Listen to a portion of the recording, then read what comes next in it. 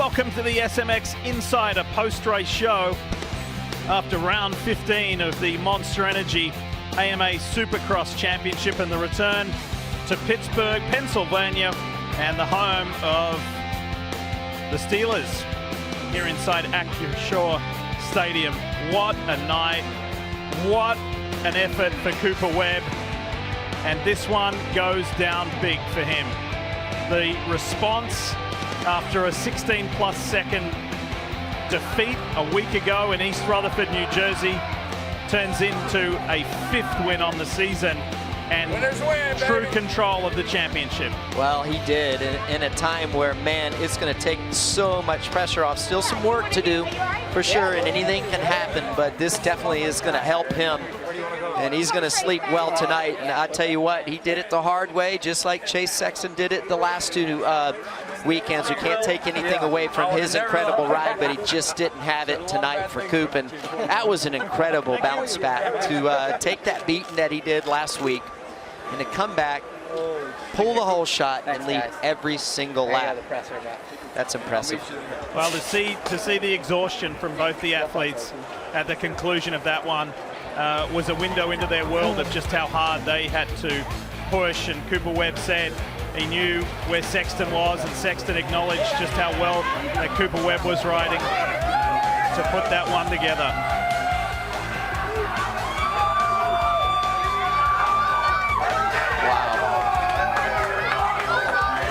And the roar of the fans, those cheers have been emblematic of what this day and night have been like, what this weekend has been like in Pittsburgh. Just so much fun. We can't say great to be back because we weren't here in '83. I'm wore out. This was some great racing here tonight. Man. Podiums all time. Wow. Moving up the ranks. Talking of all time, that's Cooper Webb's 30th career win, his 75th career podium. So he draws level with James Stewart and Kevin Windham. So career milestones being reached.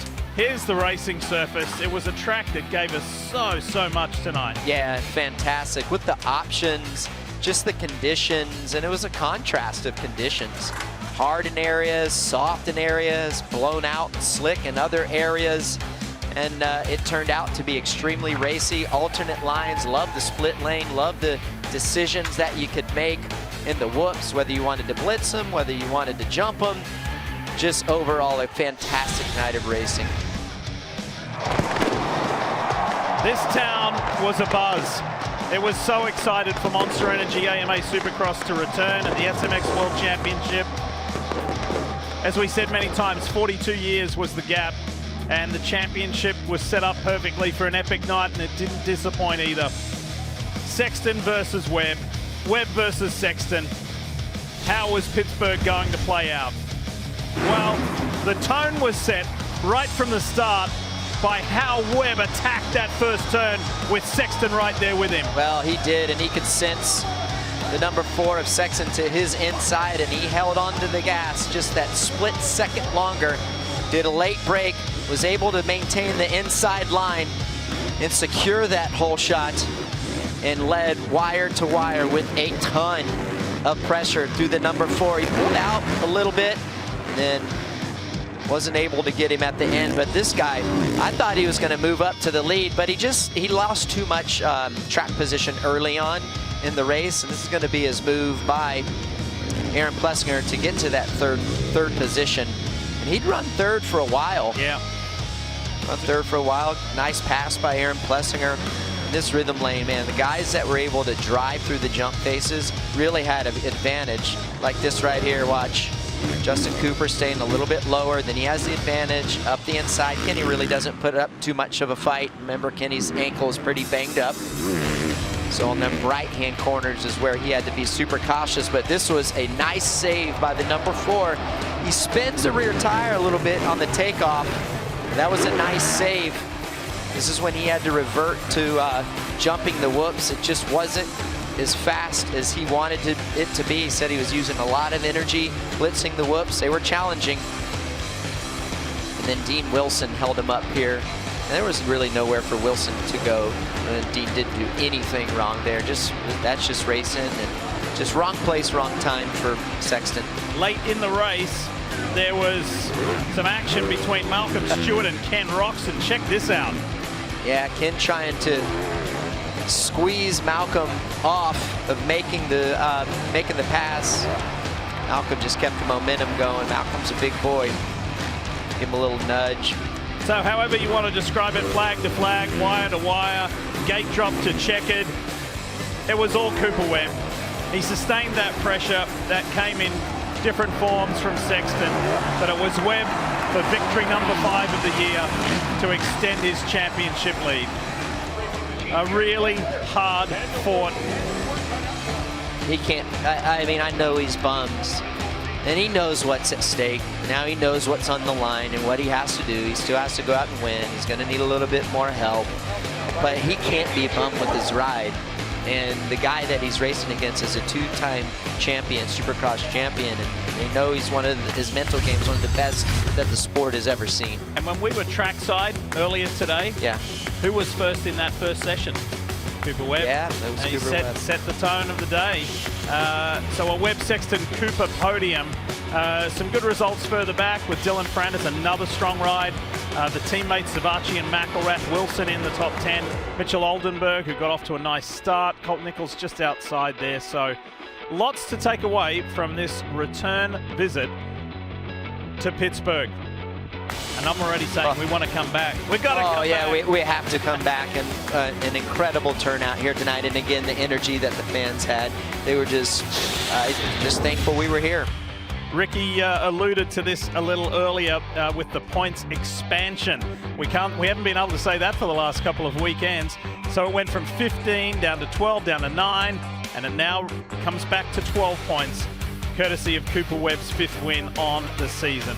So 2 to go from here. And the other thing to note there too is Justin Cooper 4 points ahead of Malcolm Stewart in 4th place. So that's how the points stand. Going to Denver next weekend. For now, here's Will. Thank you, Lee. And I'm here now with Alex Campbell, Cooper Webb's mechanic. You've just been through a lot too. We just said that the riders, the athletes, this was a stressful night for them, but for you guys as well, Alex, you know what's on the line here. You've had to do all the work leading up to tonight. And then you're down in the mechanics area there having to keep Coop honest and everything that's going on. So what are you guys going through in those moments? In those moments, you're just trying to give him information, obviously, on the pit board and tell him lap times. You know, if we thought that the outside to the inside was faster in the split or the inside to the outside, and just kind of, if it's changing throughout the race, you need to tell him that.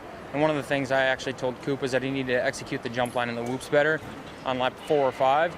And then he kind of came around there, and obviously that was a difficult line to do. But when he came around there, and then he was just giving him lap times, telling him how far we were in the race, and obviously he has all the pressure on him in that moment, but I can also kind of tell him, like, hey, this is what's going on behind you and things like that. So it's just giving him as much information as you can, and lap times and how many laps to go, and then if any lines are popping up that are better. And we knew the importance of tonight for Cooper, and just going into the final 2, the stats, you know, said that if he got this one tonight, life was going to be a little bit easier. You work with him very closely during the week. We know how strong he is mentally. Tell us about him from your perspective, from the team's perspective, the guy that you work with. Honestly, Coop is a very, very competitive person, and last week he got 2nd place, obviously, and right after the podium, he went and looked at the whoops. He knew he needed to be better in the whoops. There was 2 sets last week. This week we put a big emphasis on the whoops, and he did a lot of laps with 2 sets of whoops in each lap. And just working on that and trying to build his confidence a little bit there. But as far as like competitive and how gnarly he is, like, he's one of the gnarliest. So it's you don't have to motivate him very much. Well, clearly, we saw it get done tonight. It is a tribute to you guys too. I know how much work you've put in, and you got to have both you guys up on the podium tonight. So congratulations for you, congratulations for the whole team, and we'll let you get going back there so you can celebrate with them. Awesome, yeah, big thank you to the whole team, the 10 people that surround Coop and help me make him better. Thanks so much, Alex. One of the really enjoyable aspects of this 2025 season has been to see these 2 athletes, these 2 champions, respond in the face of the highest pressure. And we spoke about that with Chase Sexton over the past couple of weeks, where it was do something now or the championship's going to be beyond your reach, and he did. And so coming into this Pittsburgh round, it was the same message for Cooper Webb.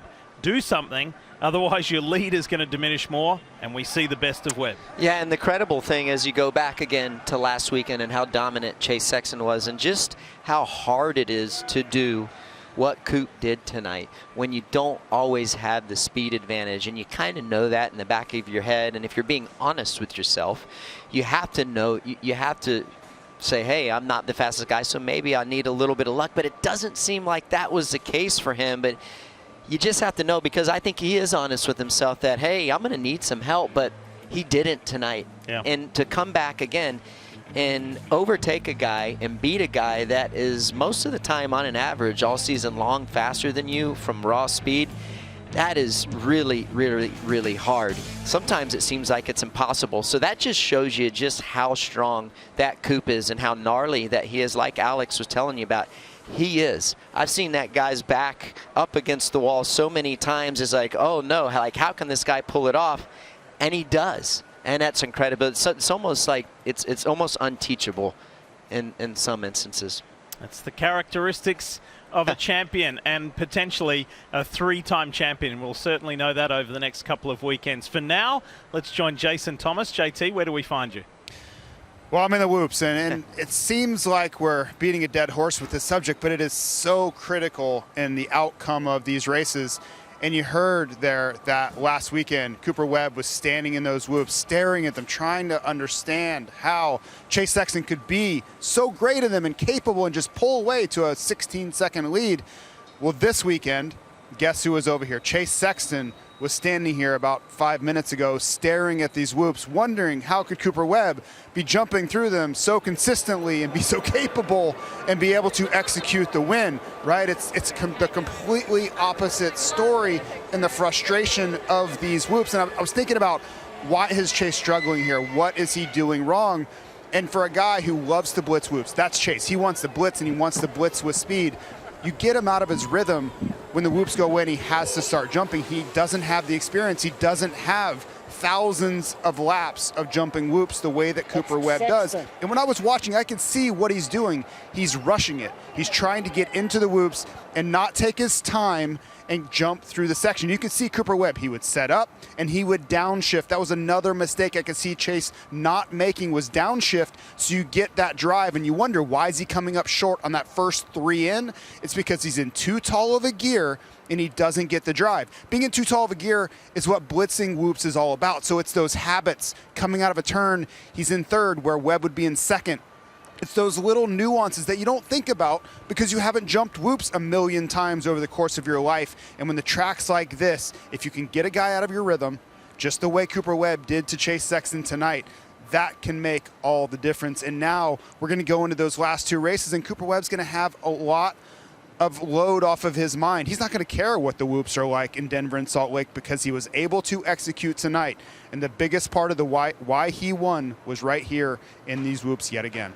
JT, and you brought up a good point about what gear you're in. And I just think of a guy like Coop or Justin Cooper for that, or even myself, like when I was racing Chad Reed and James Stewart.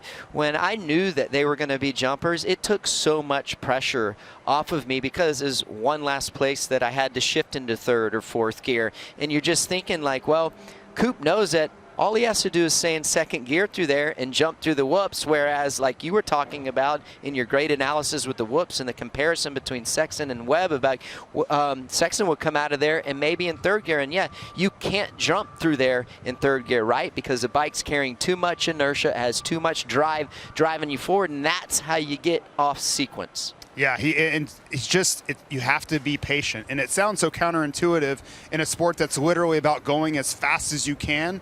You have to slow down a little bit, get in the right gear, get in the right line, and execute. And for proof of that, look at Justin Cooper. At the end, at the heat race, at the end of the whoops, you heard Jet Lawrence talk about how much time he was making up at the end of the section. He said he would lose a little bit at the beginning, but he would make up all of that and more at the end. And it's that time-old saying of slow down to go faster. This whoop section tonight was the epitome of that, because the more you rushed and didn't take your time, the more it would penalize you. And I think that's what Chase Sexton will be thinking about this week. It was a key section on the track, but the track in its entirety was so enjoyable for the racing and the quality of racing that it gave us tonight. Thanks, JT. Let's now take a look at some highlights for SMX Next, because there was a national title on the line, and the youngsters, the future stars, they did not disappoint. Well, they didn't. Hate it for Cade Johnson. He was our last winner of the SMX Next. He goes down early, but Fetterstoff, he ends up getting the win. This guy was robbed in Daytona. He had the win in the bag for sure. Jessen Turner went down hard while running in second. Whoops again. Look at Timmerman. Enzo, he almost went down going sideways. That was a really nice save. Hart's going down, but at the end of the day, you knew this was a long time coming for this young man. It was great to see finally getting it done. And the fourth different winner on the season, Alexander Fedortsov. Finally. I know, right? Over Landon Gordon and Enzo Timmerman, who experienced wins this season as well. Landon Gibson over Clark Robbins. Jessen Turner did pick himself back up and gets sixth over Liam Olaf and Luke Fowler, and Hayes Edwards with a good top 10, and Tiger Wood finishing in that final position in the top 10. Yeah, great opportunity for these guys, and they'll get to do it in the outdoor series. Upcoming schedule for you, what to look forward to, and a really good reminder, yes, only 2 left in Monster Energy AMA Supercross, but we're talking about the SMX World Championship in all 31 rounds. So we make the transition to Pro Motocross at Fox Raceway on May 24th. And then you look to the right of that graphic, and the SMX playoffs kicking off September in Concord, North Carolina at ZMAX Dragway.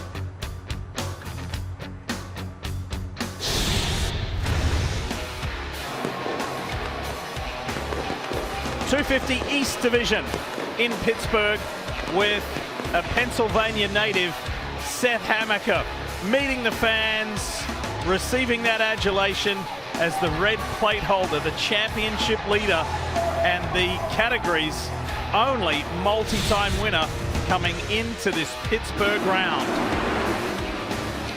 What a start by Nate Thrasher with authority. No surprise, but the one of Tom Vial, our reigning 250 East Division champion.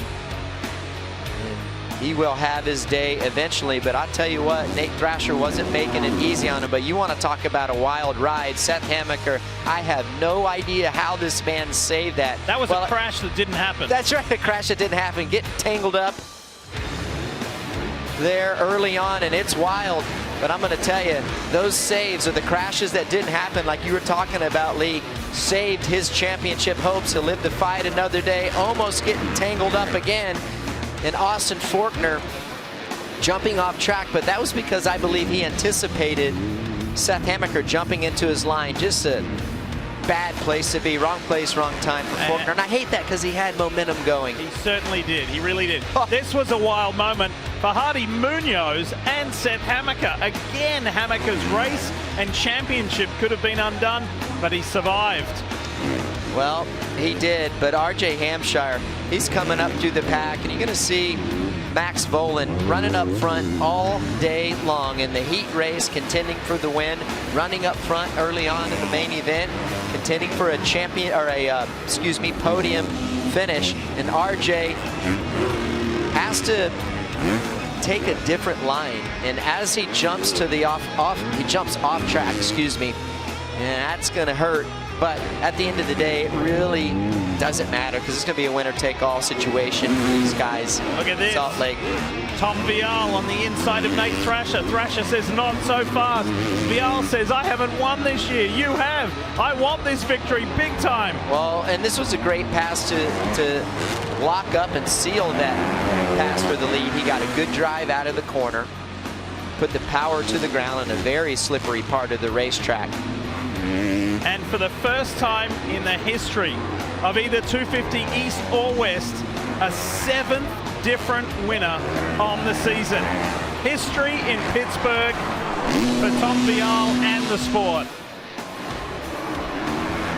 Well earned and well overdue. I think 9 races for this East Division and 7 wins. Crazy.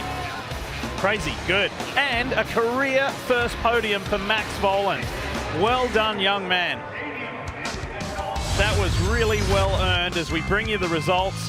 Vial, Thrasher, Voland on the podium. Hampshire keeps his championship alive. It's going to be a winner-take-all in Salt Lake City in the 2025 250 East Division Championship. Good run by Cullen Park. Look at Henry Miller. He was in the last chance qualifier, I think. Maybe he wasn't. Anyhow, good run by these guys, getting some personal bests and running up in that top 10. Simonson, Shelley. We didn't even say Hammaker 5th. No. Yeah, I mean, that was a good comeback. That was crazy comeback. To do what he did in those multiple skirmishes, to get through that relatively unscathed and come away with a shot at winning a championship. In a year that has been a career high for Seth Hammaker. He goes into Salt Lake City 1 point adrift of Tom Vial, the new red plate holder, the new championship leader, as they head into a weekend off, and the top 3 blanketed by 3 points. Well, RJ Hampshire, I like his chances, and the reason that I like his chances is because he was in this situation last year. So he has the most experience of being in a situation like this, and he just seems calm and not bothered by it. And I like him because of that reason. However, you can't sleep on Seth Hammaker's skill, and of course Tom Vial's championship skills as well, and coming off of a win. They'll get a weekend off, so that'll be some much needed rest for RJ Hampshire and that wrist injury that he's been battling all season long.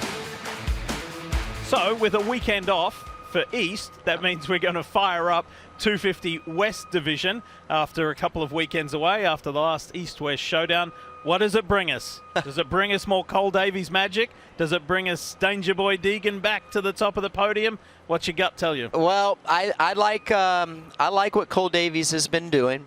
I like Julien Beaumer on these hard, slick racetracks. I feel like that's where he did a lot of his great work early on in the 250 West Division races. So keep your eye on him. And we're going to elevation the next 2 races in Denver, Mile High, and then of course Salt Lake City. So that's going to play a fact, and fitness is going to come into play. And of course, bike performance, especially on those 250s, and the guys who have the strongest engines and the most horsepower definitely going to have an advantage there, and that's going to help. Let's take a look at the track that is waiting us in Denver for 250 West. Not as tight as 250 East, fair enough, but this is how it'll play out with the Yamaha track map. Right, and you look at the track map here, and it looks kind of similar to this past weekend, right? If you got to sit down and if I really dissected it, because you can see the zigzag or clothes hanger look there on the start straight, a long start straight. But I just go to this particular racetrack and I think about the dirt and what's that like. I mean, it gets hard and dry. And you said tonight reminded you of Denver, yeah, right? It did, but this is like tenfold dryness. It gets blown out, but yeah, just super hard here. So it's going to be interesting to see how it plays out. I'm more focused on the soil than I am the actual design.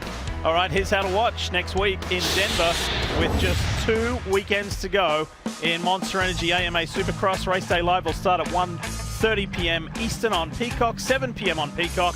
The gate will drop, and there is an encore performance, 2 p.m. on NBC on Sunday, May 4th. So that does it for us here in Pittsburgh. I can't tell you how great it was to be here in the Steel City. Big crowd, mega enthusiasm, and it was just wonderful. The racing was great, the fans were terrific. A return to a place that has Supercross history, but had been such a long time, and both classes did not disappoint, giving us something to talk about, something to think about as we draw nearer and nearer to the end of the Supercross portion of the SMX World Championship. We say congratulations, Tom Vial and Cooper Webb. What a night in the Steel City. We'll see you next weekend in Denver.